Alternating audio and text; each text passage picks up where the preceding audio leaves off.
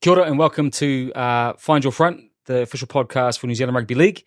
We're here for another season, talking to some of our most prestigious guests, people that can speak to the wellbeing space and share their journeys. We call this podcast Find Your Front because not only is it rugby league terminology, but it also is a way to frame up our wellbeing, how we live our lives, and some of the things that we can do to help us move with momentum as we navigate life's journey. So I'm Cliff Thompson, one of the hosts here on the podcast. I'm going to throw it to this guy beside me, the legend himself.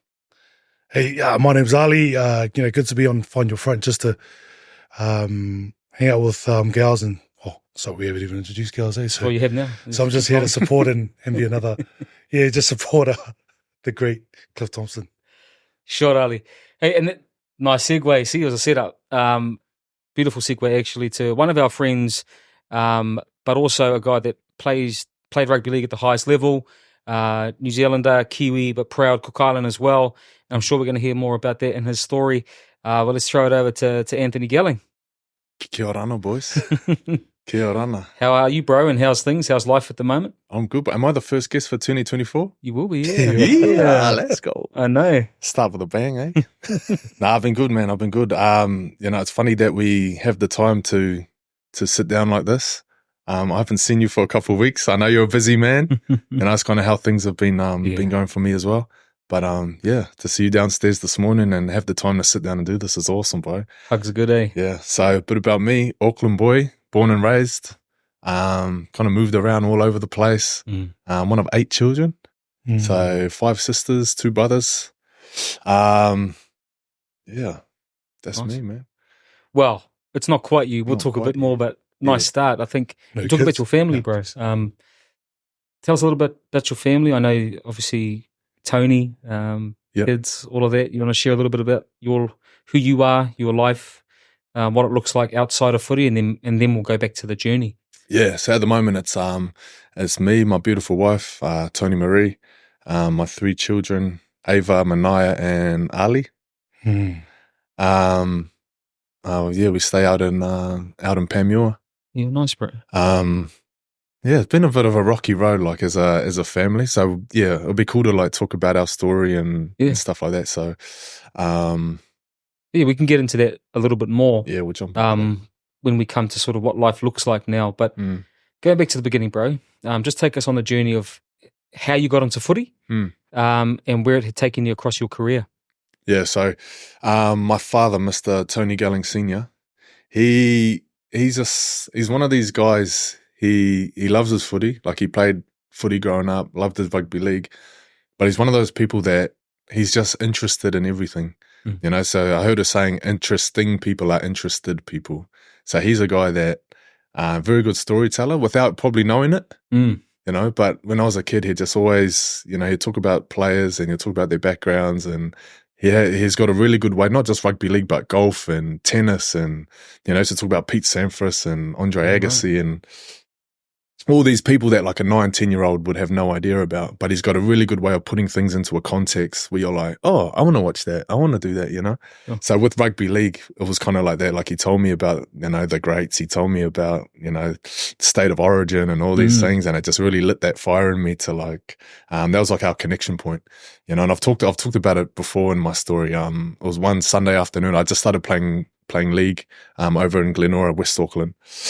And, with my dad's family, all raised Catholic. One Sunday, like kind of late morning, all the family's going out the door to church, and he's like, no, not you. Like, you stay home with me. It was the 99 grand final, St. George in Melbourne. Right. And he's like, you stay with me. We're going to watch this. And I was like the beam had just come through the clouds, like, the other church. The other church, bro, yeah. But that's kind of what it became for us, It's like, even as men now, last week I'm sitting with him up in the stands. Yeah. That's still the way that we connect, which was cool, because growing up, him and my mum split. I think I was like 4 years old or something, and I've got real like vivid memories of it, and they're not nice memories.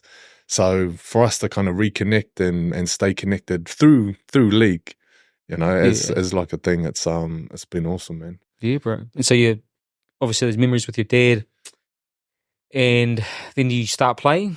And what was a bit of that journey? Because every kid's dream is to that lives in New Zealand is either, if you're going to play league, right, it's play for Mm. the Warriors and play for the Kiwis if you can. Yeah. Was that the same for you? Yeah. So it was always like when I started playing, like I went for one of my mates. I used to go to his house every weekend, like after school. I'd always kick it at after school, and then he started playing league, and his parents were like, "Oh well, why don't we just take you along?" Because I was playing soccer at the time. Why don't you come with us and come play league with us? And I was like, yeah, sweet. So I gave it a go. Just loved it, man. And there was that guy's dad, like, it was him and the coach. So we were under 8s to maybe 9s and 10s. I was there for 3 years. And they, like, just the way they coached the team and brought everyone together, they were like real father figures for all of us. Mm. And his name was Justin Bruff. And he was, oh man, he was such a cool guy.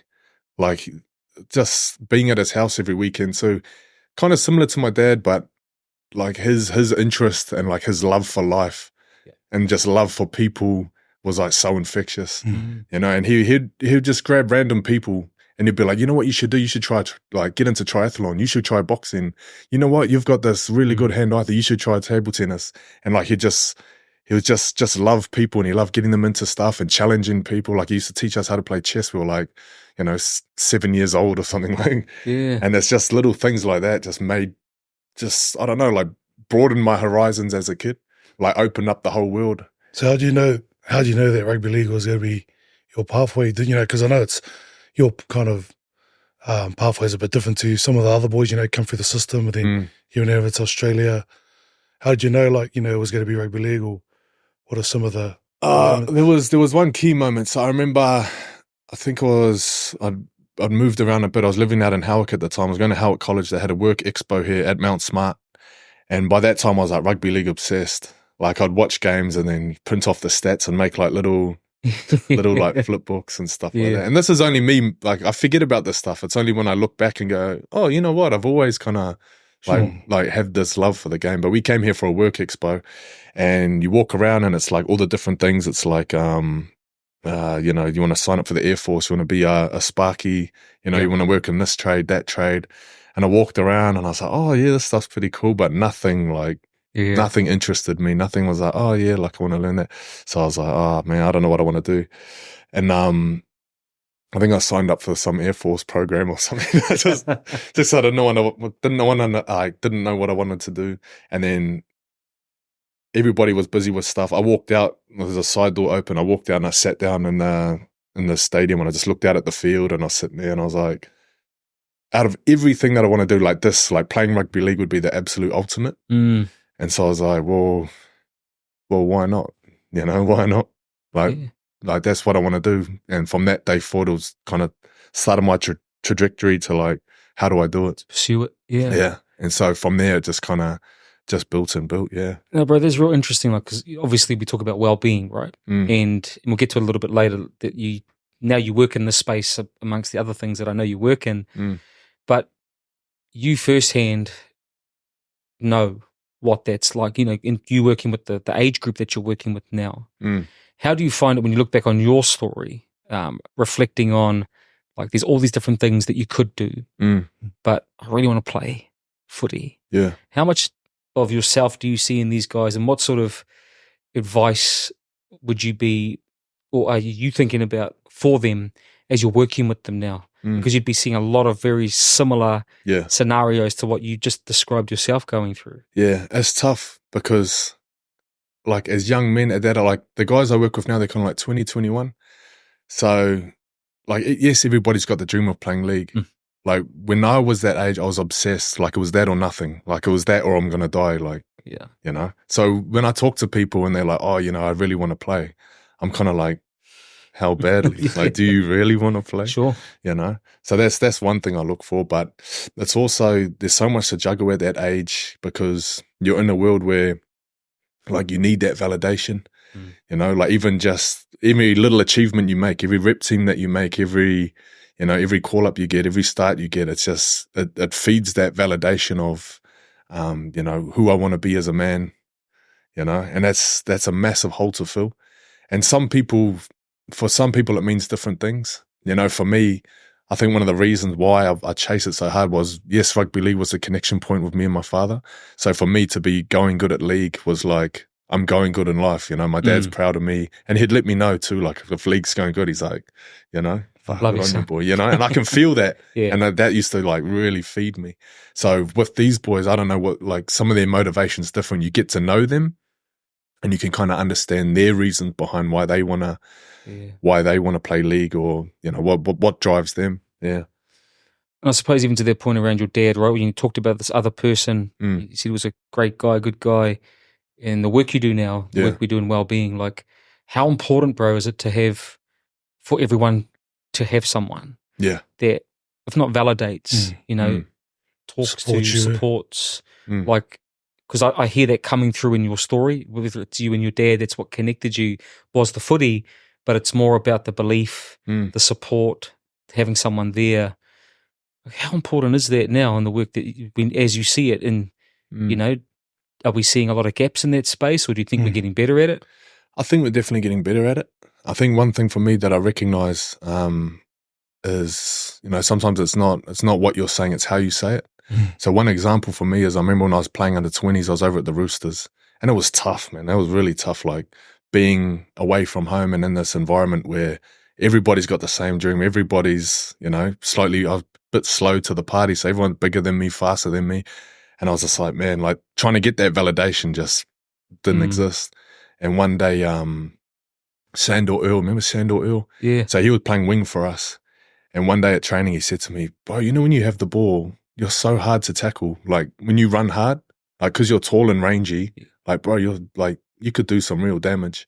And that one comment, like fixed my posture, like just changed my whole, like, you know what, I can do this. Like just that little thing. Belief. But it was the way he delivered the message.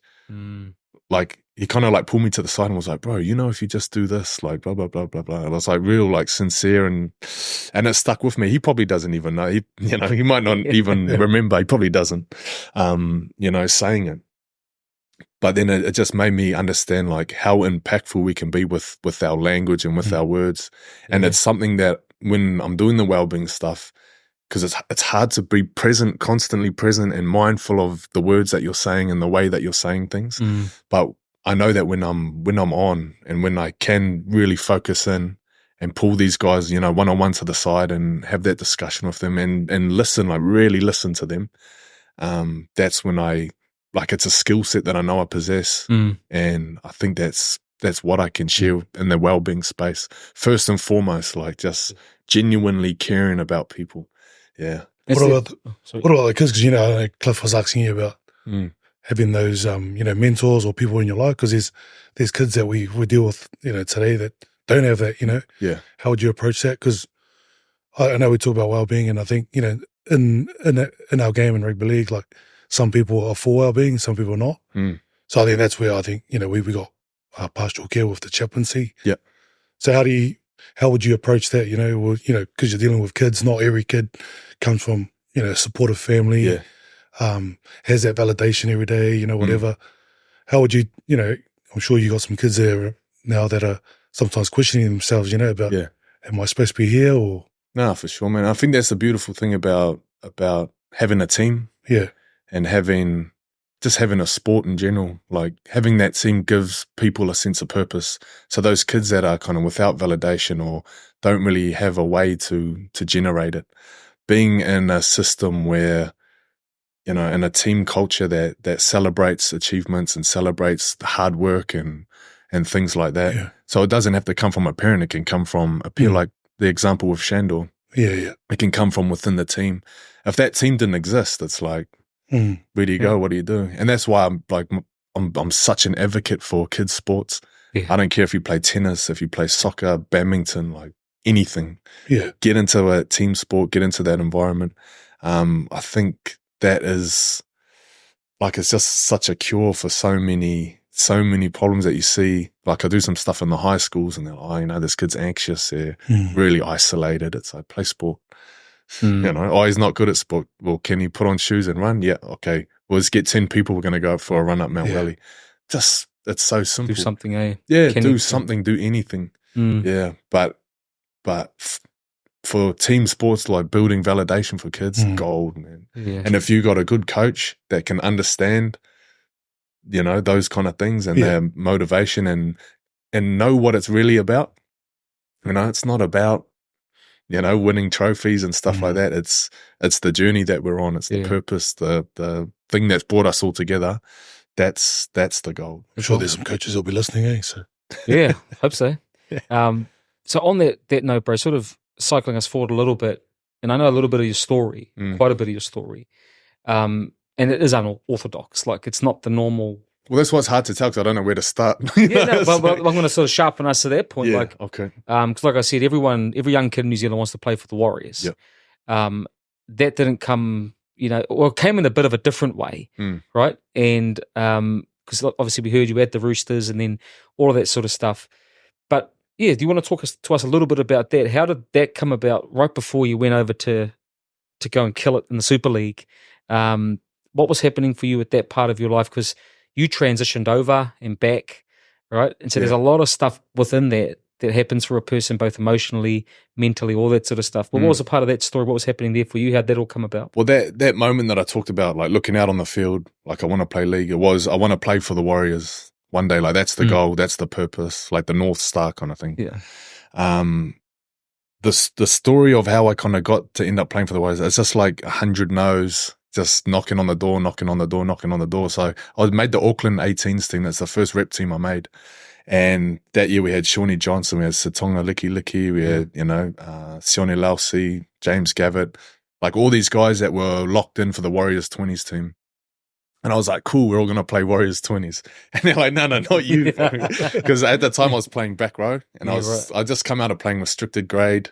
I was living in Howick and all the skinny white boys, we all played restricted. So I'd only had like 1 year in open. Yeah. So I was still quite slender myself. And they were like, nah, you're too small to be a back rower. Like we don't need you. And I was like, oh man, I was gutted. And then at the same time through the club stuff, this guy kind of teed up someone to come watch my Auckland 18s game. So I played one game for Auckland, ended up playing on the wing that day actually. And it was a Roosters guy. Killed it. And he was like, yeah, killed it. Like one of the best games I played in this Roosters. It got to the point where I was like, well, I got to make it now or never. That was kind of my mindset. Like if this goes to nothing, like I'm going to put my time and energy somewhere else. So I thought second half of that Auckland game, I've been playing rubbish. I'm just going to play like this was my last game. Done that. And they're like, all right, come play 20s for Roosters. And I was so happy. And I thought I'd cracked it, And it happens now. The transition players go over to Oz thinking, oh, mate, like, just no idea at all. Like, with the Wellbeing stuff, we're a lot better at managing the expectations and stuff that didn't exist back then. No. So I'm up here, like, leaving do at the airport. All my family's there. See you later, man. Like, and then 2 years later, I'm back in Auckland, moon boot, on the sickness benefit, no club. Like, what happened? What was your salary when you went over? 20K. And that was heaps. The boys were like, you got 20K, how, bro? Yeah, but that's like a living away from home allowance. Yeah. Yeah. And so I was doing some other jobs as well, like tiling and... No, it's funny you say it because, when I remember when Jez does the Wellbeing talk, he talks about like the boys that make the development and then they only get tracks, but the family's like thinking, hey, he's on heaps. Yeah, he's cracked it. So. I think I got 15K first year, 20K second year. But that went straight to the people you're living with. Zali's like, is that all? I made 120K on my first contract. First contract was 1,500. Every shit to my mum. So, but you raise an interesting point, bro. So you say, you went there getting money. Family's like, you're the great hope for us. You're going to go and do this stuff, and then you're back 2 years later. What does that do to a young man's confidence? Oh, shattered, man. Yeah. And how did you move on from there? Because I like what you said about, felt like it was 1,000 no's and back to back to back. How does a person pick themselves up? For me, it was gradual because I was in the moon boot. So I couldn't come back and be like, right, I'm going to get playing again. So I was kind of like, I'm just going to take some time out and, start training eventually. Because I've always had this purpose of like, it's going to happen. Like it's going to happen. I don't know how, but it's going to happen. Things like I think when you've got that kind of mindset, universe just unlocks itself, in weird ways I can't explain. But so I'm back in the moon boot. Richie Blackmore's coaching the reserve grade for Warriors, and he's like, oh hey man, I heard you're back in New Zealand. Oh, I didn't even talk about how I left the Roosters. So there was a prank. This was, we made the finals that year, our under-20s team. Yeah. And on our away game to Townsville, I was 18th man. Or I can't even remember.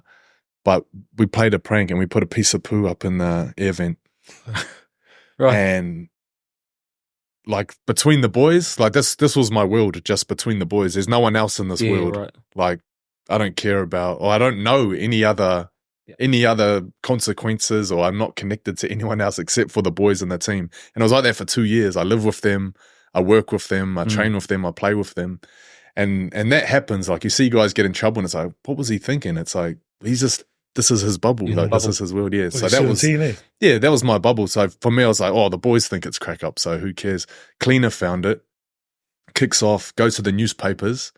There's me on the front page of the Sydney Morning Herald sports section. Roosters disgrace, number 2. Like my face, it was 2 of us, me and my other mate. And I couldn't believe it, but I was like speechless. Like, wow. And it made the 6 o'clock news. It was like, I was the laughing stock. And the Roosters, like the way that it happened, they wanted to know what happened. Like I knew my other mate that was involved. They knew he was involved. I didn't want to snitch on him. And he knew what was happening and he didn't want to snitch on me, kind of thing. And we ended up just kind of covering for each other. And eventually it all came out and the club sacked us both. So it was like, I'm injured back in New Zealand and I'm a laughing stock in like the rugby league world. Like people hear my name and go, is that the guy that took a shit in the hotel? Yeah. You know, and it's like, oh man. Right. Like I thought I'd never outlive that. Yeah. And I laugh about it now and it's like, oh yeah, that's right. Like I just genuinely forgot about it. But so anyway, so I'm in a low place. Richie Blackmore's coaching the reserve grade. And he's like, oh, do you want to come do some training sessions with us? I was like, yeah, cool. So kind of similar setup now where you'll have some outside guys like Fox grade guys. They'll train and then might have like, 7 or 8 of you and they'll be joined by the first grade warriors. Yeah. And I had no money, broke as, couldn't get to training. So Richie says, oh, I'll buy you a car so you can get to training and we'll keep you on for the season. I was like, yeah, sweet. So $1,500. I go buy a car to get me to work and training and stuff like that. I'm working with my stepdad in North Shore Hospital, building a car park, big concrete thing. And that was one of the hardest years of my life. Like getting up at 4, we lived out east, get up at 4 in the morning, go there, we're laying concrete till, knock off at 5, go straight to training, do the gym, do the field, do the video, go home, wake up at 4, and on top of that, repeat and then flying to Aussie. Like it's not a sustainable life at all. Like there's boys doing it now and I'm like they know if it's not going to happen this year, I gotta change it up, and they do. Like, it's just nature. But at the end of that year, I'd been kind of like the workload had got to me, and I was like, oh man, like I'd kind of let myself go, and and I got dropped from the reserve grade. Won a Fox with Howard, that was awesome. By the end of the year, I was kind of out of contention. All 3 teams made the final that year. You remember 2011? So 20s was there, reserve grade there, NRL there. Like huge day for the club. I wasn't going to be a part of it. Richie calls me and goes, hey, bro, you still owe me money for the car. Like your match payments, you're supposed to be paying me back. I'm like, oh man, look, sorry. Like it's been a bit of a rough year. Yeah. So he goes, I'll tell you what, I'll bring you as 18th man. The match fee's $1,500. So you pay me back my money, get to watch the game. I was like, oh, sweet. How good is this? Front row at the NRL final. Yeah. So I get there warming up with the team on grand final day. And I was like, man, this is cool. Come off the field, the game kicks off. I take my boots off. I'm walking up the sideline to go have a shower. And then Sione Lausi's playing centre, and he makes a break first set and he gets tackled, rolls into touch. He's pulled his Achilles, like full rupture. And I was like, oh man, like what's happening? And I look over at the bench and it's all middles and he was playing centre. And I was like, man, I wonder what they're going to do here. And then Richie's, come back. Chucked my boots on, played 79 minutes of a grand final. Wow. And again, it was like, okay, if this is the last game of footy I play, like I'm going to give it everything. Just, like played well, like played really good. And I was like, man, maybe the Warriors will give me a contract. Same thing. Nah, man, you're too small. Yeah, I was like, okay, like it's over. Was that the one that you just lost? Yeah, lost last second. Like had it too, heartbroken. And I was like, you know what, like like, this is a mean way to end my career. What a way to go out. Yeah, what a way to go out. Like, I got to play like that's a ANZ movie, man. That's a movie. Yeah. and then from there, Wigan saw their game, and then they were like, come over.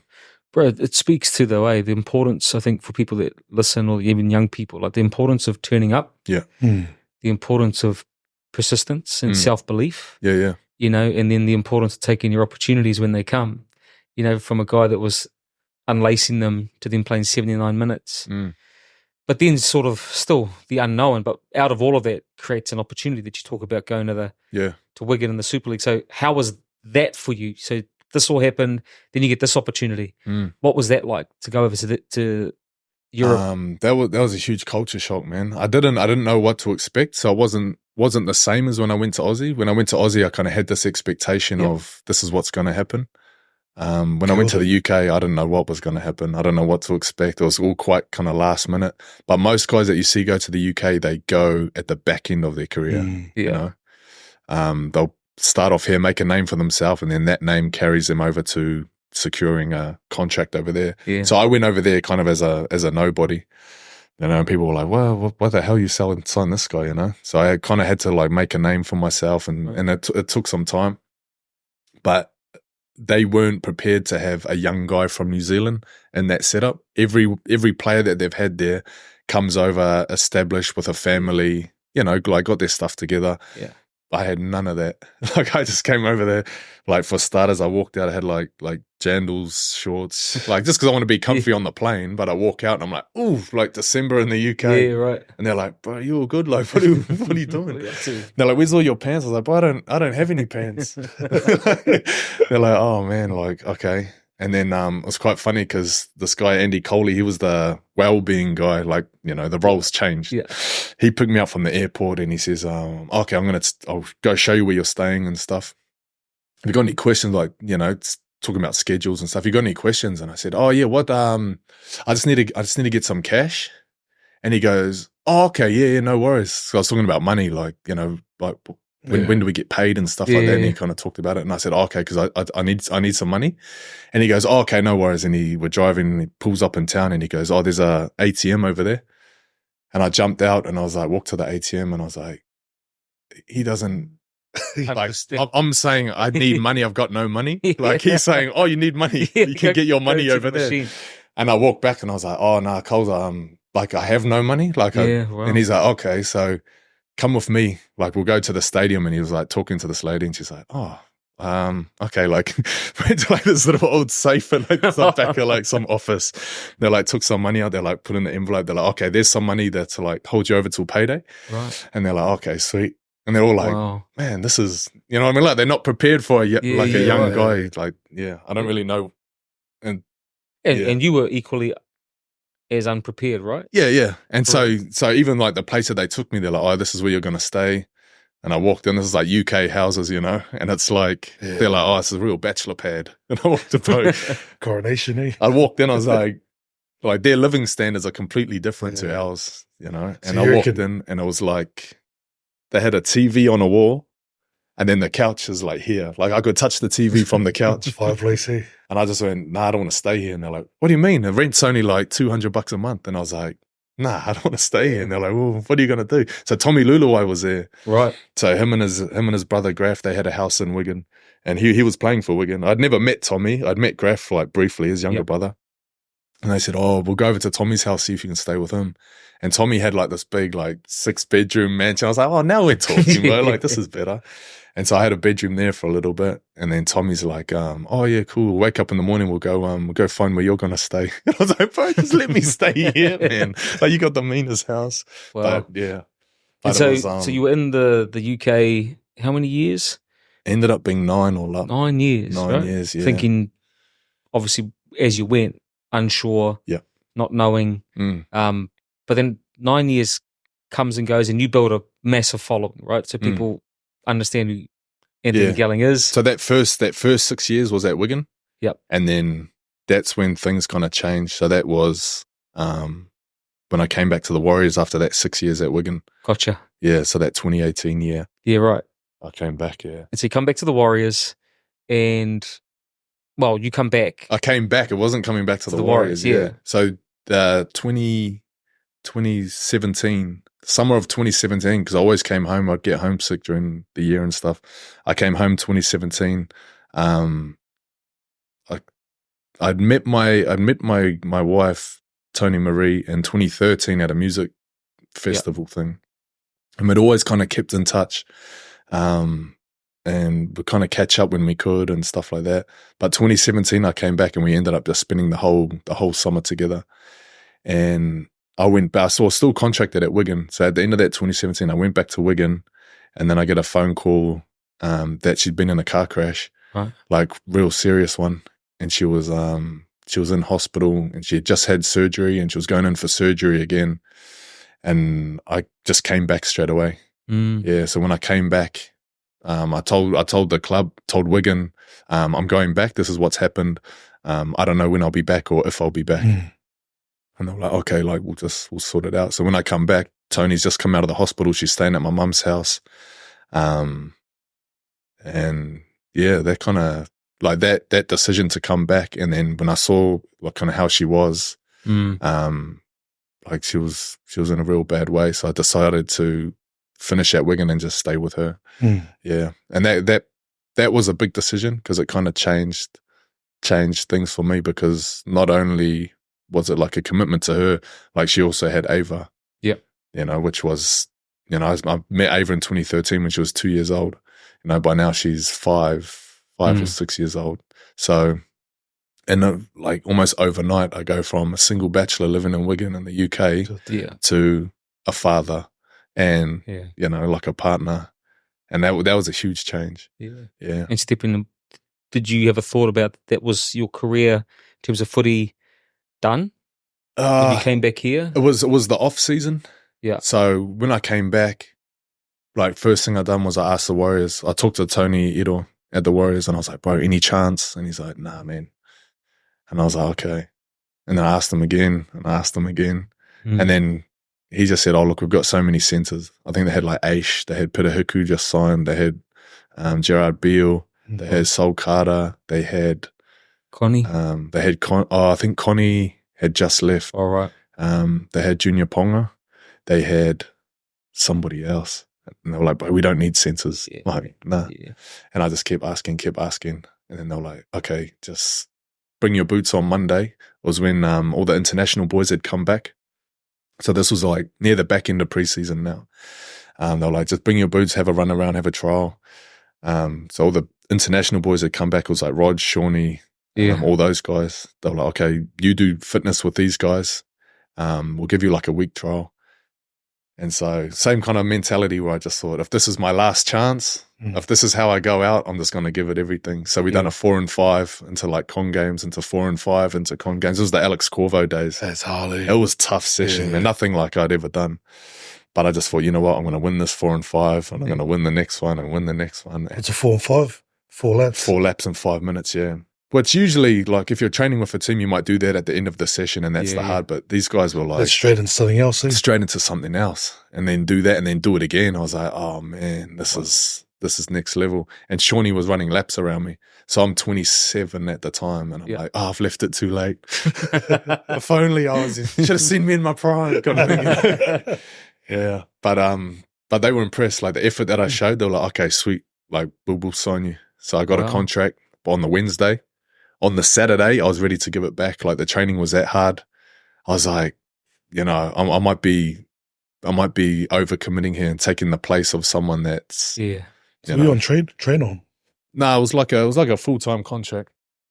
Yeah, but I remember I was like, I don't think I would have done it, but I was talking to Blairy about it, and I was like, bro, I don't think I'm up to it, eh? Yeah. And he's like, nah. He goes, because he had Corvo at the Broncos, had him at Melbourne. He's like, bro, you'll get used to it. Just give it time, give it a couple of weeks to adjust. And I was like, yeah, sweet. And I did eventually caught up and kind of lifted myself up to that standard. But yeah. And so that's how that came about. Bro. You come back, you crack it, right? Or you get back in the system here.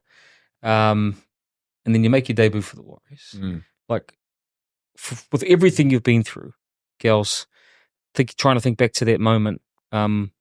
Can you remember that moment emotionally what was going through your head, everything that had been going on with Tony, the family, promised nothing, and now you're here and they're asking you to lace them up and to go and take the field for the team that you've always wanted to play for. Can you remember the moment? Can you remember being named? Can you remember what you were going through emotionally, all of that sort of stuff? Yeah, it was a special moment. It was a special moment for my family as well. So usually when you know you're going to debut, sometimes you don't know, but the club will let your family know. And so your family will be ready to go, and then, they'll name you, and then all your family's there.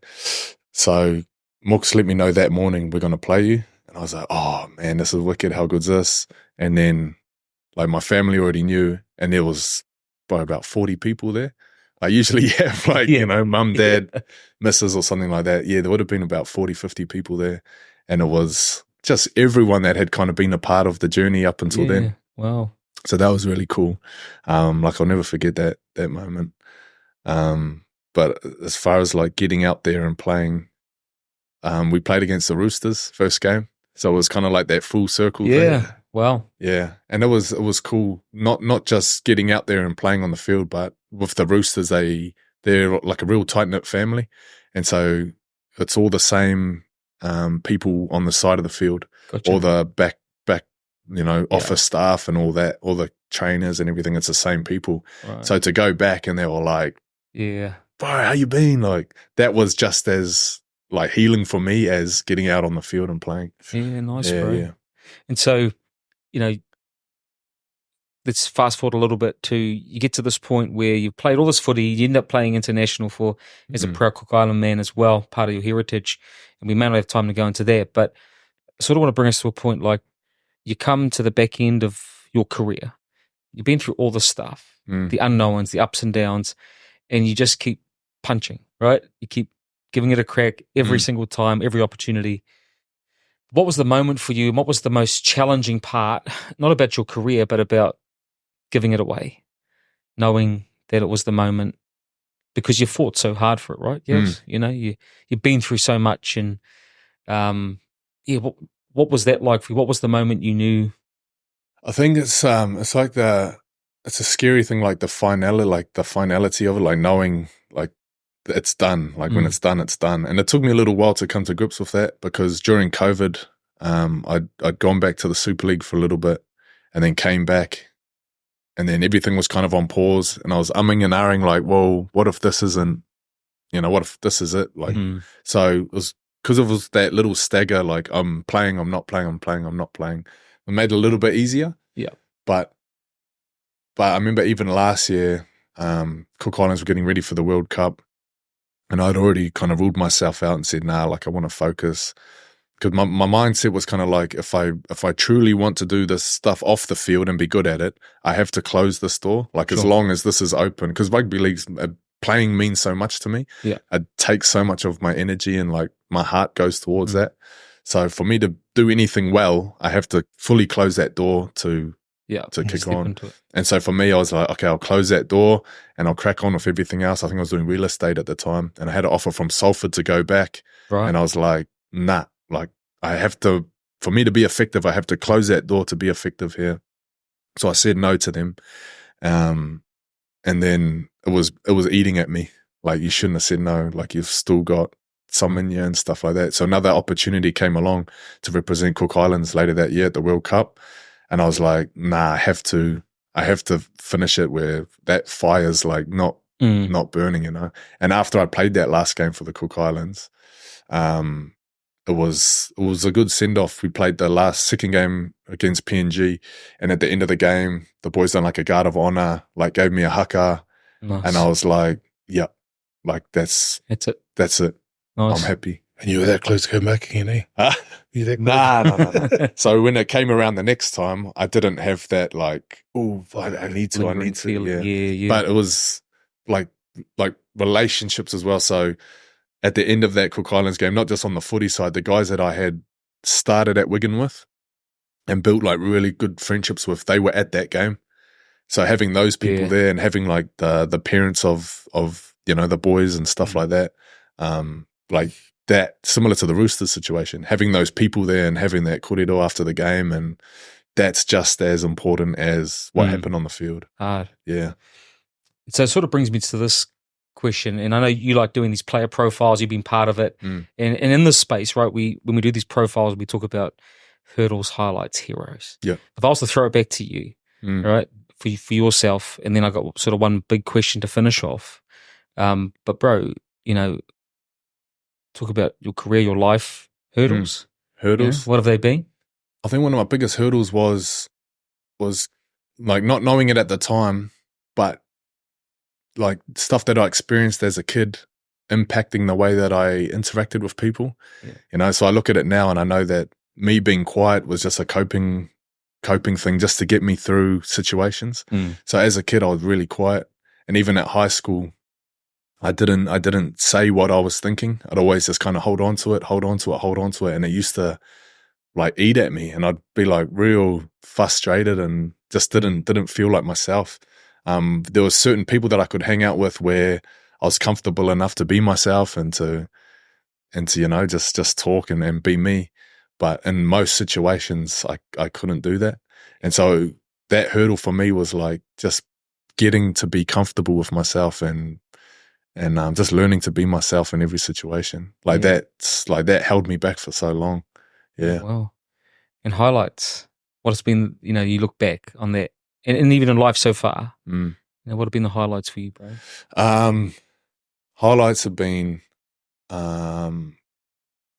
like definitely meeting my wife and like finding a love and a connection that I didn't think that I would have. Because I think it was like 26, 27 when I actually like convinced myself that I can share a life with somebody.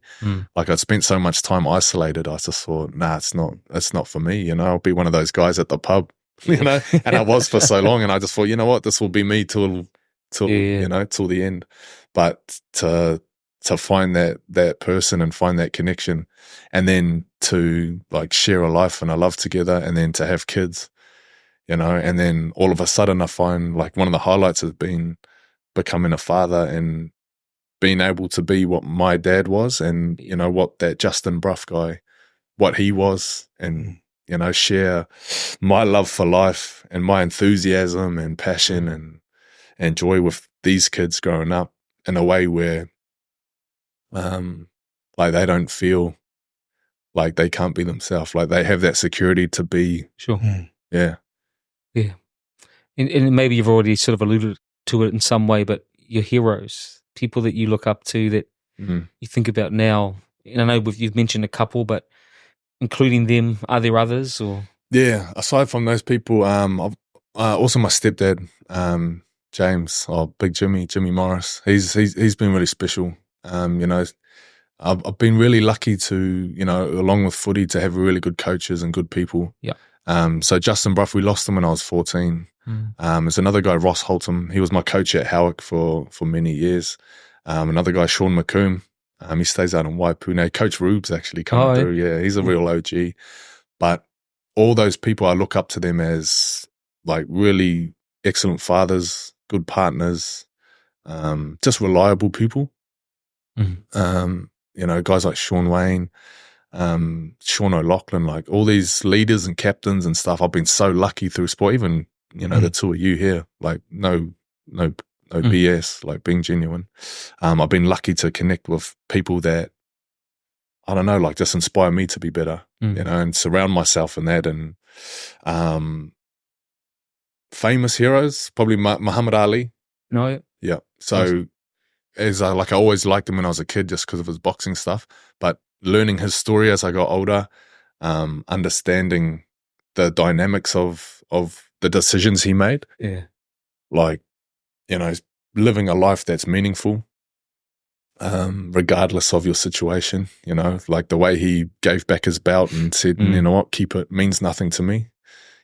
What's important to me is what I believe in. Yeah. And like his faith and stuff like that. That's something that I aspire to, none of that kind of going after the materialism or the way things could be perceived as being good, like being genuine and being real and living that meaningful life. Yeah. It's Powerful, bro. And I think, a big thread that comes through this whole conversation that we've had today is around the importance of having significant people in your life, that have not just influence, but sometimes that are just present when you need them, that are a listening ear or a support. Yeah. And if you look hard enough, you can find them, in all sorts of different walks of life. Because I know the different spaces you walk in, and how you would interact and sort of be part of those spaces as well. I think that's what I mean when I say, like, when you're heading the right way, the universe works in ways that just unlocks itself and in ways you can't explain, And I always think that I don't know, I feel like God's always kind of putting me in the right place at the right time for a reason, like I really do believe that. Like if I come across a person, there's a reason why I've come across that person, and vice versa. There's a reason why this person's in my life right now.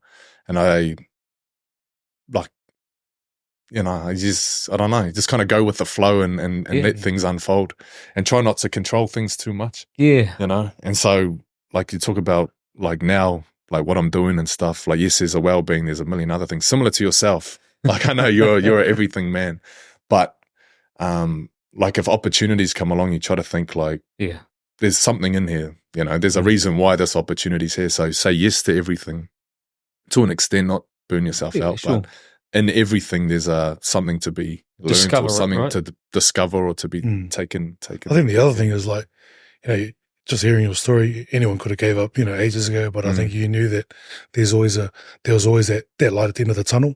I think for some people that are listening in, it's tough, when they're in that dark place. And so I'm sure there would have been heaps of, we all have our dark places, whatever time of life. But I think for your story was, for us, our faith, but also for you, you always had that hope that, you'll make it. There's always a light at the end of the tunnel. So I think it's real positive, and man, I love your story, man. Yeah, and I just think, bro, like two things come to mind, It's I think you're really strong at having purpose. So you have a purpose in your life. The other part for individuals is then understanding outside of yourself is knowing purpose. So there's having it for me, and then knowing that there's purpose to my life and to the lives, to others and to the collective world that we're in, and that creates good when we do that sort of stuff. So I sort of want to bring it to a head, right? And I think your story is amazing, bro. That's why I'm so glad that we got you on and being able to share bits and pieces of it. And there's never enough time. But the one thing I want to land at is obviously the show's called Find Your Front. So for you girls, like, what is it that you do in either real practical, simple, could even be complex and philosophical ways that you find your front, that you keep yourself well?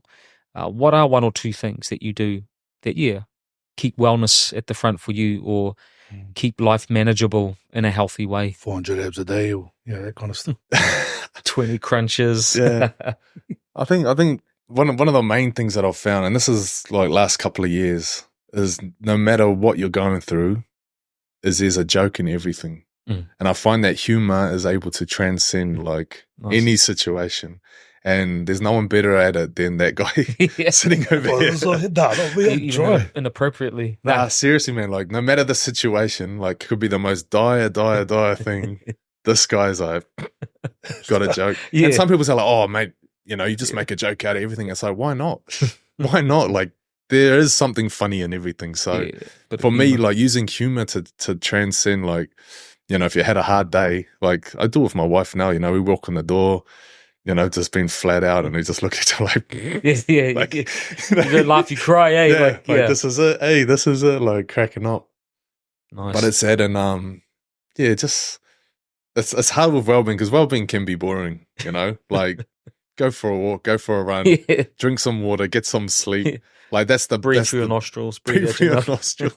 Like that's the basic of it, and you don't want to go around sharing that, because people are like, bro, I know that, everybody knows that. It's so simple, but then it's like, what are you doing that affects your sleep? What are you doing that affects your diet and affects how are you managing your time that it affects your exercise? So that's where it gets a little bit like where we can be a bit more practical in what we do. But just I don't take anything too serious, but like just have a laugh, man. We're not here for long, eh? Enjoy life, bro. That's it. And discover things, right? Discover things, man. Watch some footy. have a laugh. Have a laugh. Yeah. Perfect, bro. Sounds like the perfect day. Amen, bro. Hey, Ali, is any sort of final thoughts from you before we finish up? Nah, just love your story. Thanks for coming on, and I'm sure there will be those that are listening in that would get so much out of it. So all the very best for the next chapter. And girls, any final thoughts, words, bombs, grenades from you?